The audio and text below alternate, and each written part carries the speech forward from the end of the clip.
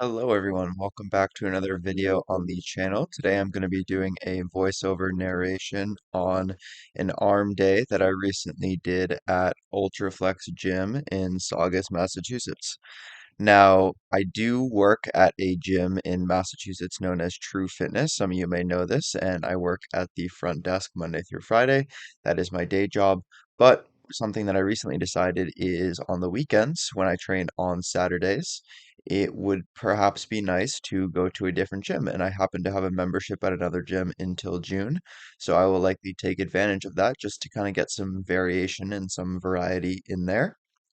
So the current split that I'm following is an upper lower based split where I train upper body on Mondays, lower body on Tuesdays, rest on Wednesdays, upper body on Thursdays, lower body on Fridays, and I train arms on Saturday. And then I take Wednesday and Sunday off. Now, I think it's kind of a fun thing to have Saturday be my arm day.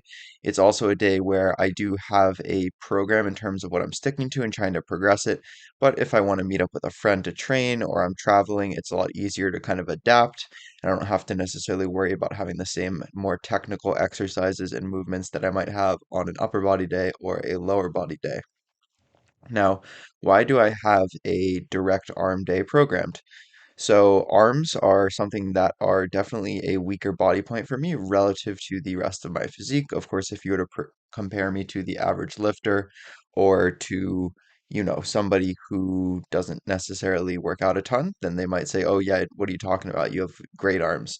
However, when you look at a complete physique perspective from a competitive bodybuilding lens, which is what I'm trying to be, I'm trying to compete naturally as a bodybuilder. My arms are a body part that are lagging behind for me. Now, I would say for the first 6 months or so of my training, I did have a arm day in there as I was running kind of a bro or a body part split. However, I was in a calorie deficit most of this time, a pretty steep one, and so I don't think I built a ton of muscle. From that point out, I kind of tended to follow more of a push-pull leg split for the first two-ish or so years of my lifting, and then I did a full body split after that. Full body in that I don't have any rules around training any body parts on any day. Eric Helms has done something similar. He kind of refers to it as inside out programming. So it's not necessarily that you train every muscle every day, but muscles are kind of split up throughout the week based on their recovery and your individual needs. So when I was running that full body system, I did put arms at the start of my training days, most often. So it's not that I haven't been prioritizing them. I have tried things like putting them at the start of my session on leg days, for instance, or trying to do a higher frequency approach. I've tried higher volume approaches, and an issue that I've run into in the past is that I have not been able to recover from a joint and connective tissue perspective. Now, having reflected on this later down the road, I think that part of the issue is that I perhaps tried to ramp up my volume or my frequency too much at one time instead of kind of easing into it and slowly ramping things up. I think that exercise selection perhaps also played a role. I think for a couple of years now, I've shied away from exercises that gave me any sort of kind of tissue discomfort or pain from the get-go, such as the JM press, as you saw in the first video. However, I found now having the Smith JM press in my program for a number of months that this kind of elbow tendon discomfort that I felt in the first couple of weeks has kind of gone away.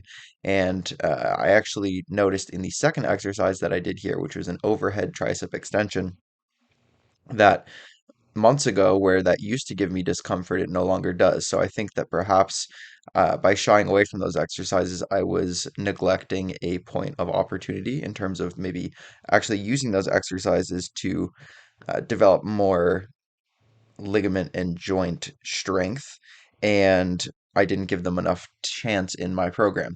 So, what I'm experimenting this go around, and this is somewhat of an experiment in the sense that I am currently in a calorie deficit, I'm dieting, and so I can't, I'm not expecting to necessarily see a ton of progress. However, I think it's important to think of when we think of, okay, you're not going to be you're not going to be making your best progress in a calorie deficit. You will be making your best progress at maintenance or at a slight surplus.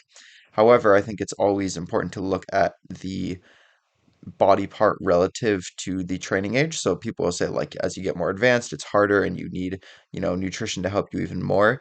And so you're definitely not growing if you're in a deficit. However, I think, if you have a body part that is less advanced compared to the rest of your physique, like your lower body could be advanced, but your upper body could be intermediate and vice versa. And my arms, I think, are less of an advanced body part. So if there was going to be a body part that could grow in a calorie deficit, I believe that it would be my arms. So what I'm doing is I'm implementing an arm day on top of my upper lower split to give them a little bit more volume, a little bit more frequency, and hopefully see if bringing down my relative volume, or I should say increasing my arms as a proportion of my overall volume, will yield the result that I am looking for. Now, when I've increased volume for my arms in the past, I've also increased other things in my program in terms of volume. So I'm hoping that percentage wise, my recovery capacity is going more towards my arms, and that will make a difference. Now, throughout this video, I've been showing you some clips from this training day. So I start with a kind of a compound-ish exercise for the triceps, the Smith JM press. Really nice stretch on the lateral and medial head at the bottom and kind of a nice opener for the day. Then I go on to an overhead variation to target more of the long head of the triceps. From there, I go on to a cable hammer curl, which is nice because I can brace my arm against the pole and I can really grind out reps there. And what I'll do is I'll kind of just grab the part of the handle that's not actually the handle and I'll kind of grip it. I like this more than the rope because it allows for a greater range of motion. The rope sometimes bottoms out. After that, I'll move on to a stretch-based curl, so a Bayesian curl or a behind the back cable curl. And then I will do one exercise for delts at the end because delts are less of a priority for me. They're more of a strong point. And so I was kind of playing around with this crossbody Arsenal lateral raise that I really liked, but I think I need to go a little bit heavier because the tension is less at the bottom and more at the top. So you can't lock out reps as well, but you can get a lot of kind of partials at the bottom. And I think that I was getting too many partials, arguably. So I want to go a little bit heavier and I can get more of that stretch based effect. And then I did take some time to use the posing room at Ultraflex, which is another kind of perk of coming there on the weekends, is that I can practice my posing. And I'm pretty stoked with how I'm looking here. My peak bulk back in November was, I think, close to 190 pounds, 188 pounds. And as of recording on February 9th, I've hit a low weigh-in of about 163 pounds, and I think I was around 165 here.